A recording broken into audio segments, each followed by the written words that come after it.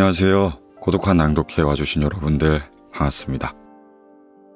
오늘 고독한 낭독회에서는요, 한국의 고전소설 황순원 작가의 소나기 준비하였습니다.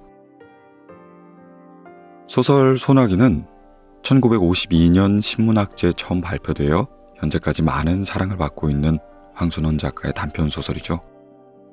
사춘기 시절의 소년과 소녀의 첫사랑이라는 주제를 아주 서정적이게 담은 작품입니다. 1960년대부터 교과에 수록되어 있는 만큼 한국인이라면 한 번쯤은 만나봤던 작품이라 생각이 드는데요. 조금씩 시간이 흘러갈수록 어린 시절에 느꼈던 순수한 마음들이나 뭐라 표현할 수 없는 새로운 감정들에 대한 첫 만남이 세속적인 삶 속에서 흐려지거나 무뎌지곤 합니다.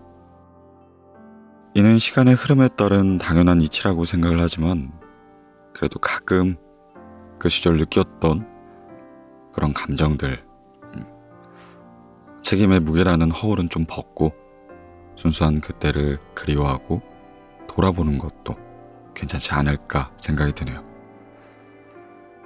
오늘 고독한 낭독회에서는요, 더 나은 인생에 대해서, 더 나은 삶에 대해서 읽어온 책들에서 잠시 벗어나서 온전히 자신의 감정과 감각을 받아들이는 시간이 되었으면 좋겠습니다. 네, 그럼 황순원 작가의 소나기, 오늘 고독한 낭독회에서 잠시 만나보시죠.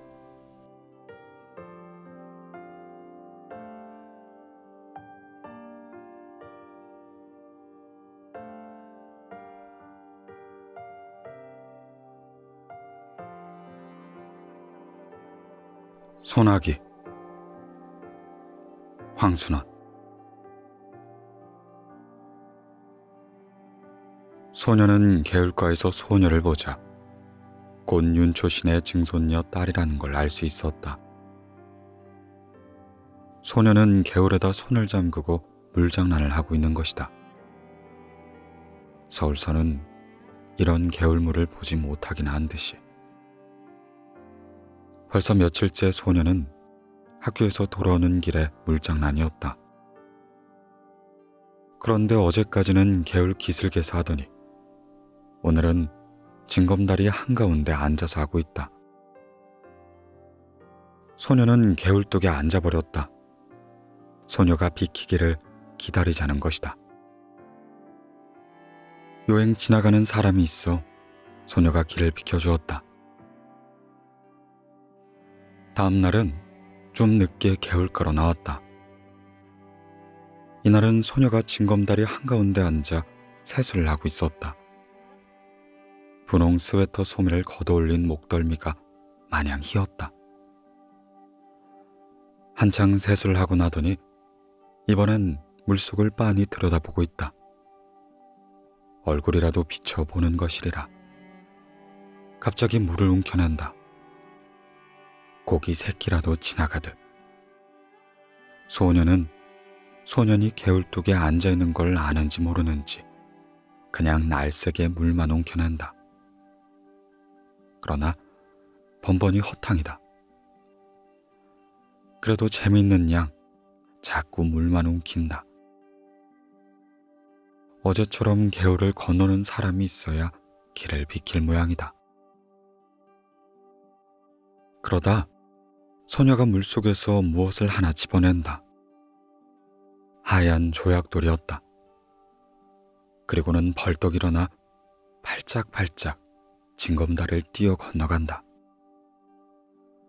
다 건너가더니만 획 이리로 돌아서며 이 바보!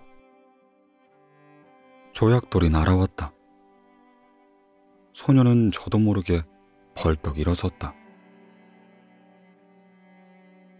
단발머리를 나풀거리며 소녀가 막 달린다. 갈밭 사이길로 들어섰다. 뒤에는 청량한 가을 햇살 아래 빛나는 갈꽃뿐. 이제 저쯤 갈밭머리로 소녀가 나타나리라. 꽤 오랜 시간이 지났다고 생각됐다. 그런데도 소녀는 나타나지 않는다. 발돋움을 했다. 그러고도 상당한 시간이 지났다고 생각됐다. 저쪽 갈밭머리에 갈꽃이 한 움큼 움직였다. 소녀가 갈꽃을 안고 있었다. 그리고 이제는 천천한 걸음이다. 유난히 맑은 가을 햇살이 소녀의 갈꽃머리에서 반짝거렸다. 소녀가 아닌 갈꽃이 들길을 걸어가는 것만 같았다. 소녀는 이 갈꽃이 아주 배지 않게 되기까지 그대로 서 있었다. 문득 소녀가 던진 보약돌을 내려다보았다. 물기가 거쳐 있었다. 소녀는 조약돌을 집어 주머니에 넣었다. 다음 날부턴 좀 더 늦게 개울가로 나왔다. 소녀의 그림자가 배지 않았다. 다행이었다. 그러나 이상한 일이었다. 소녀의 그림자가 배지 않는 날이 계속될수록 소년의 가슴 한구석에는 어딘가 허전함이 자리 잡은 것이었다. 주머니 속 조약돌을 주무르는 버릇이 생겼다.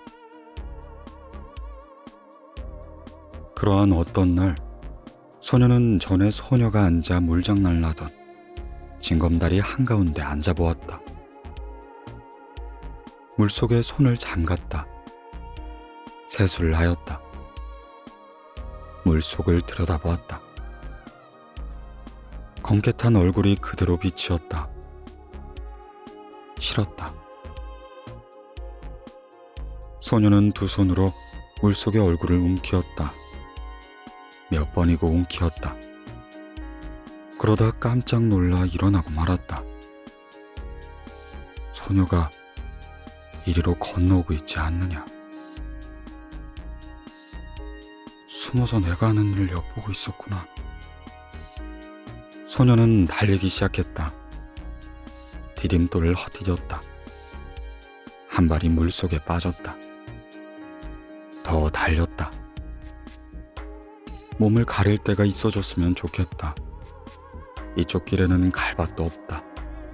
메밀밭이다. 전에 없이 메밀꽃 냄새가 짜릿하게 코를 찌른다고 생각됐다. 미간이 아찔했다.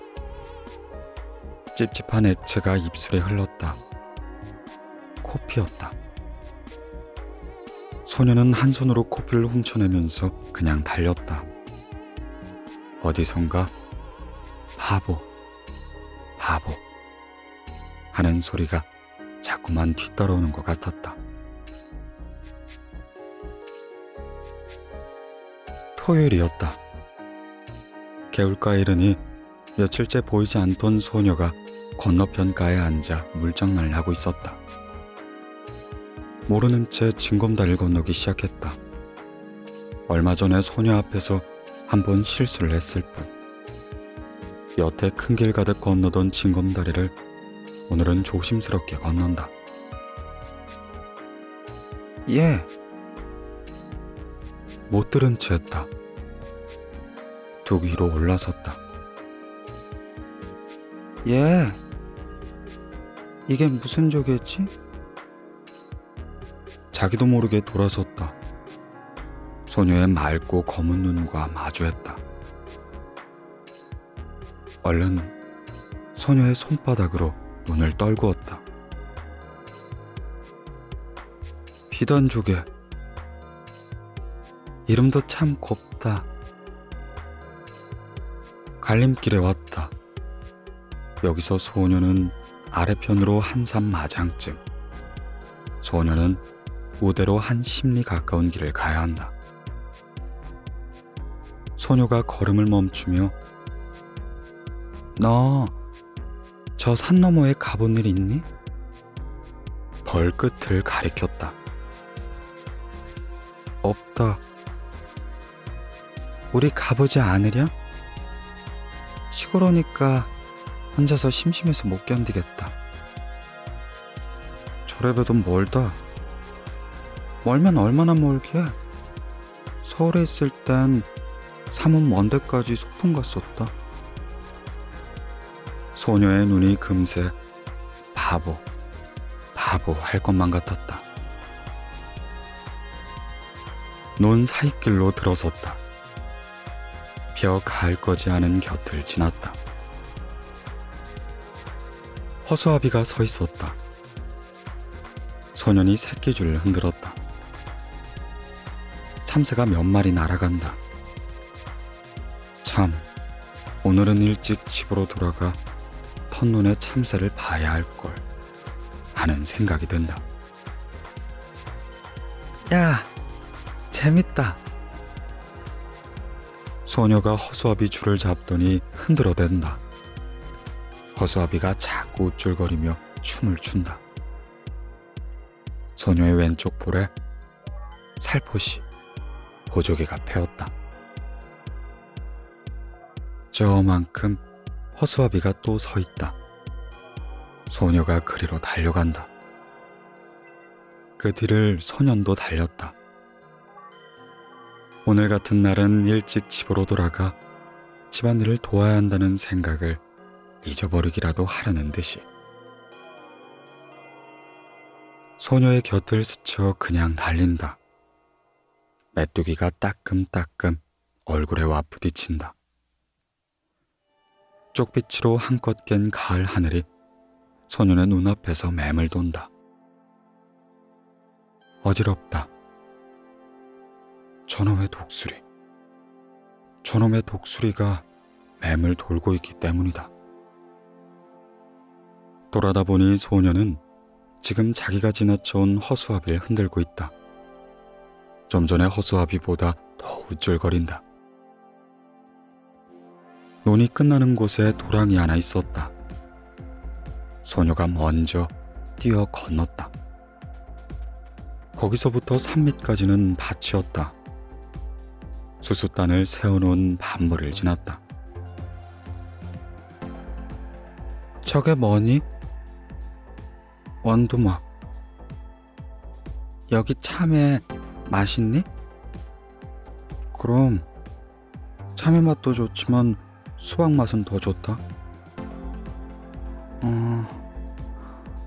하나 먹어봤으면.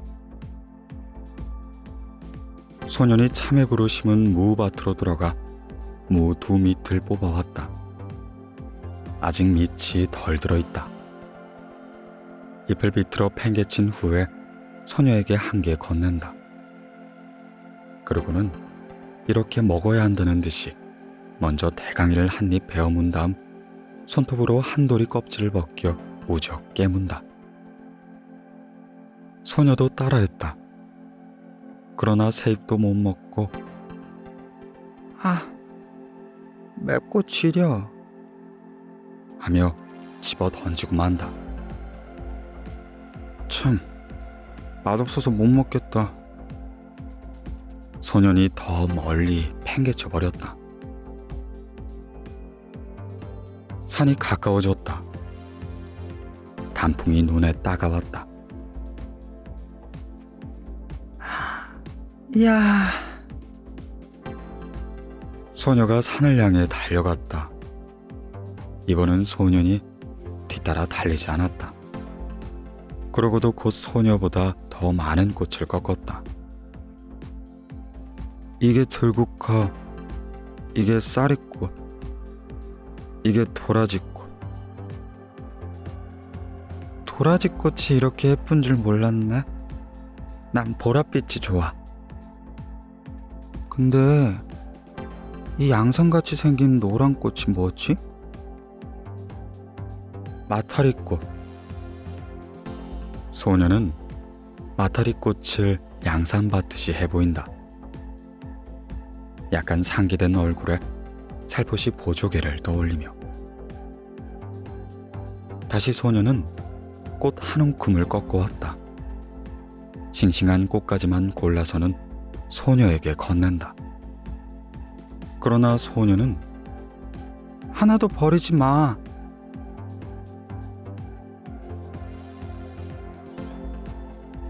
산마룻개로 올라갔다. 맞은편 골짜기에 오순도순 초가집이 모여 있었다. 누가 말할 것도 아닌데 바위에 나란히 걸터 앉았다. 유달리 주위가 조용해진 것 같았다. 따가운 가을 햇살만이 말라가는 풀냄새를 퍼뜨리고 있었다. 저건 또 무슨 꽃이지? 적잖이 비탈진 곳에 칡덩쿨이 엉키어 꽃을 달고 있었다. 꼭 등꽃 같네? 서울 우리 학교에 큰 등나무가 있었단다. 저 꽃을 보니까 등나무 밑에서 놀던 동무들이 생각난다. 소녀가 조용히 일어나 비탈진 곳으로 간다. 꽃송이가 많이 달린 줄기를 잡고 끊기 시작한다. 좀처럼 끊어지지 않는다. 안간힘을 쓰다 그만 미끄러지고 만다. 칡덩쿨을 그리 쥐었다. 소년이 놀라 달려갔다. 소녀가 손을 내밀었다. 손을 잡아 이끌어 올리며 소녀는 제가 꺾어다 줄 것을 잘못했다고 뉘우친다. 소녀의 오른쪽 무릎에 핏방울이 맺혀 있다. 소녀는 저도 모르게 생채기의 입술을 가져다 대고 빨기 시작했다. 그러다가 무슨 생각을 했는지 획 일어나 저쪽으로 달려간다. 좀 만에 숨이 차 돌아온 소녀는 이걸 바르면 낫는다. 송진을 생채기에다 문질러 바르고는 그 다름으로 칡넝쿨 있는 대로 내려가 꽃 많이 달긴 몇 줄기를 끊어가지고 올라온다. 그리고는 저기 송아지가 있다. 그리로 가보자. 누런 송아지였다. 아직 콧뚜레도 깨지 않았다. 소년이 고삐를 바투 잡아지고 등을 긁어주는 채 훌쩍 올라탔다. 송아지가 껑충거리며 돌아간다. 소녀의 흰 얼굴이, 분홍 스웨터가, 남색 스커트가 안고 있는 꽃과 함께 범벅이 된다. 모두가 하나의 큰 꽃묶음 같다. 어지럽다. 허나 내리지 않으리라. 자랑스러웠다. 이것만은 소녀가 흉내내지 못할 자기 혼자만이 할 수 있는 일인 것이다. 너희 예선 뭐들 하느냐? 농부 하나가 억새풀 사이로 올라왔다. 송아지 등에서 뛰어내렸다. 어린 송아지를 타서 허리가 상하면 어쩌느냐고 꾸지람을 들을 것만 같았다. 그런데 나로 시킨 농부는 소녀 편을 한번 훑어보고는 그저 송아지 고삐를 풀어내며 에이, 어서들 집으로 가거라. 소나기가 올라. 참 먹장구름 한 장이 머리 위에 와 있다. 갑자기 사면이 소란스러워진 것 같다. 바람이 우수수 소리를 내며 지나간다. 삽시간에 주위가 보랏빛으로 변했다. 산을 내려오는데 떡갈나무 잎에서 빗방울 듣는 소리가 났다. 굵은 빗방울이었다. 목덜미가 선뜻했다. 그러자 대번의 눈앞을 가로막는 빗줄기. 비 안개 속에 원두막이 보였다. 그리로가 비를 그를 수밖에. 그러나 원두막은 기둥이 기울고 지붕도 갈래갈래 찢어져 있었다. 그런대로 비가 덜 새는 곳을 가려 소녀를 들어서게 했다. 소녀의 입술이 파랗게 질렸다. 어깨를 자꾸 떨었다. 무명 겹조고를 벗어 소녀의 어깨를 싸주었다. 소녀는 비에 젖은 눈을 들어 한번 쳐다봤을 뿐 소년이 하는 대로 잠자고 있었다. 그러고는 안고 온 꽃묶음 속에서 가지가 꺾이고 꽃이 일그러진 송이를 골라 발밑에 버린다. 소녀가 들어선 것도 비가 새기 시작했다. 더 거기서 비를 그을 수 없었다. 밖을 내다보던 소년이 무슨 생각을 했는지 수수밭 쪽으로 달려간다. 세워놓은 수수단 속을 뒤집어 보더니 옆에 수수단을 날라다 더 세운다. 다시 속을 뒤집어 본다. 그러고는 이쪽을 향해 손짓한다. 수수단 속은 비는 안 새었다. 그저 어둡고 좁은 게 안 됐다.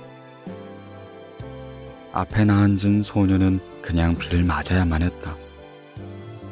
그런 소년의 어깨에서 김이 올라왔다. 소녀가 속삭이듯이 이리 들어와 앉으라고 했다. 괜찮다고 했다. 소녀가 다시금 들어와 앉으라고 했다. 할 수 없이 뒷걸음질을 쳤다. 그 바람에 소녀가 안고 있는 꽃묶음이 망그러졌다. 그러나 소녀는 상관없다고 했다. 비에 젖은 소년의 몸 내음새가 확 코에 끼얹혀졌다. 그러나 고개를 돌리지 않았다. 도리어 소년의 몸 기운으로 해서 떨리던 몸이 적어 누러지는 느낌이었다.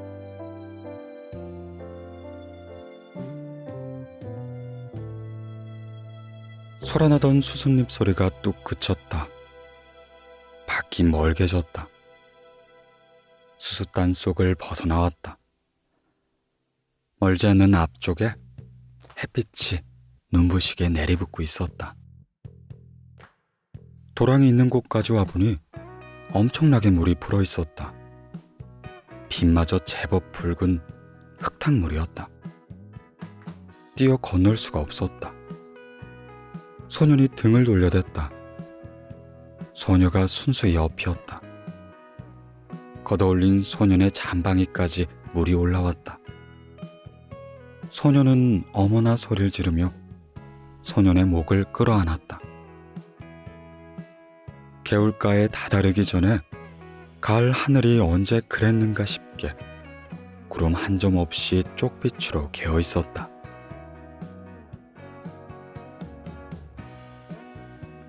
그 뒤로 소녀의 모습은 배지 않았다. 매일같이 개울가로 달려와 봐도 배지 않았다. 학교에서 쉬는 시간에 운동장을 살피기도 했다. 남몰래 5학년 여자반을 엿보기도 했다. 그러나 배지 않았다. 그날도 소녀는 주머니 속 조약돌만 만지작거리며 개울가로 나왔다. 그랬더니 이쪽 개울뚝에 소녀가 앉아있는 것이 아닌가. 소녀는 가슴부터 두근거렸다. 그동안 알았다. 어쩐지 소녀의 얼굴이 헬쑥해져 있었다. 그날 소나기 맞은 탓 아냐? 소녀가 가만히 고개를 끄덕였다. 인제 탓 아니냐? 아직도. 그럼 누워있어야지. 하도 갑갑해서 나왔다. 참, 그날 재미있었어. 그런데 그날 어디서 이런 물이 흐르는지 잘 지지 않는다. 소녀가 분홍 스웨터 앞자락을 내려다본다. 거기에 검붉은 진흙물 같은 게 들어있었다. 소녀가 가만히 보조개를 떠올리며 그래, 이게 무슨 물 같니? 소녀는 스웨터 앞자락만 바라보고 있었다. 내 생각해냈다. 그날 도랑 건너면서 네가 엎인 일 있지? 그때 내 등에서 옮은 물이다. 소녀는 얼굴이 확 달아오름을 느꼈다.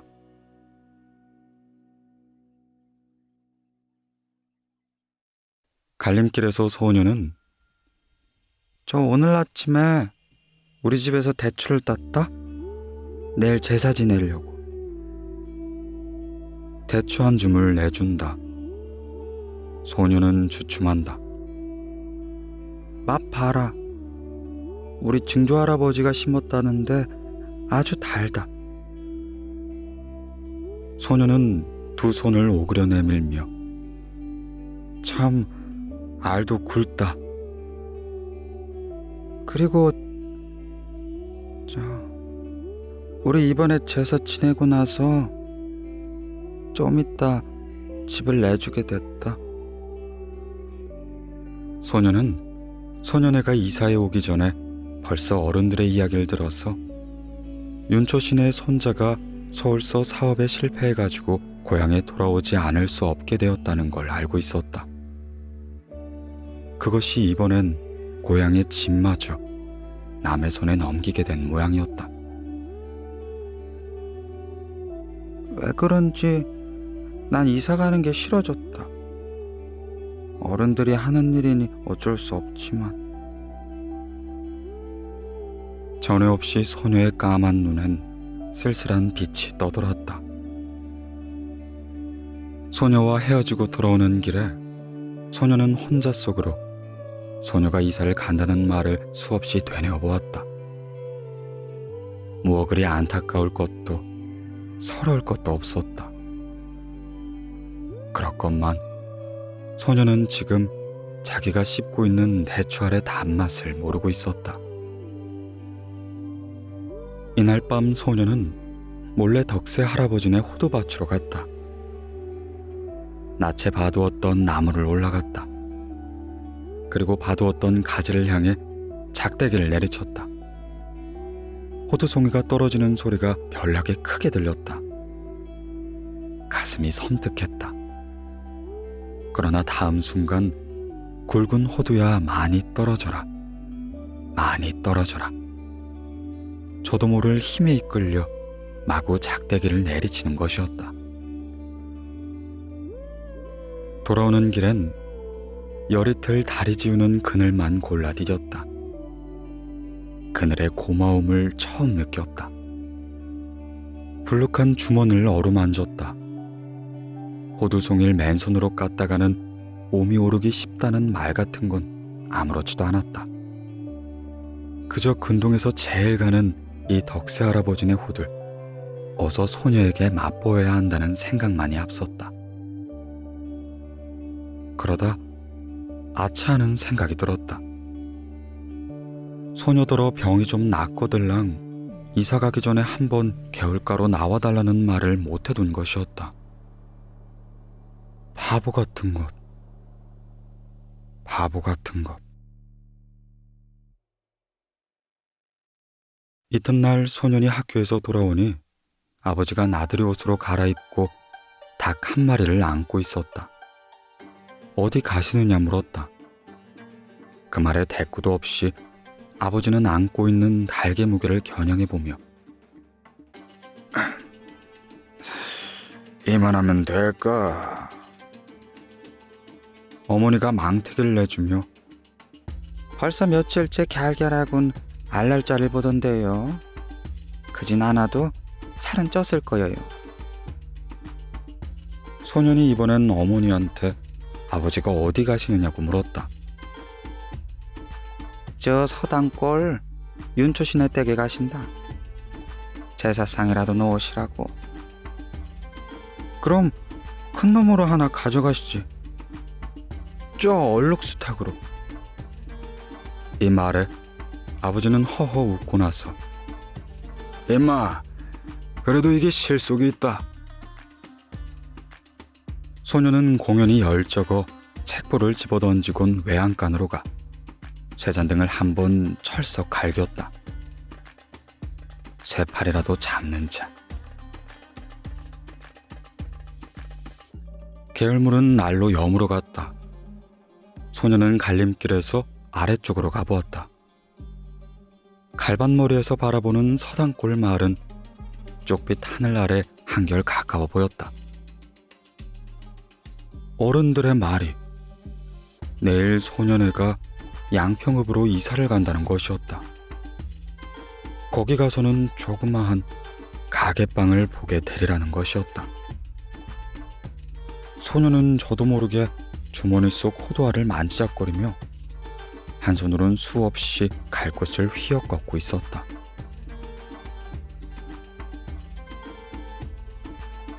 그날 밤 소년은 자리에 누워서도 같은 생각뿐이었다.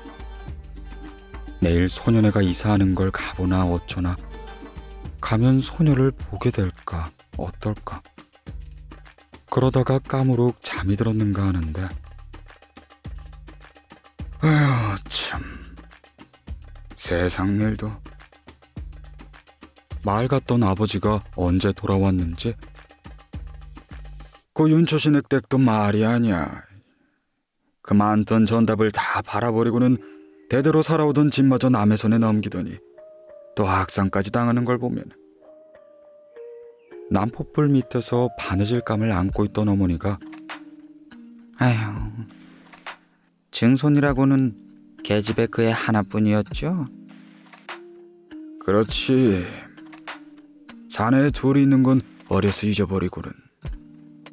아휴, 어쩌면 그렇게 자식복이 없을까. 글쎄 말이야, 이번엔 꽤 여러 날 앓는 걸 약도 변변히 못 써봤다더군. 지금 같아선 윤초신에도 대가 끊긴 셈이지. 그런데 참, 이번 계집애 노린 것이 여간 잔망스럽지가 않아. 글쎄, 죽기 전에 이런 말을 했다지 않아. 자기가 죽거든 자기가 입던 옷을 꼭 그대로 입혀 묻어달라고.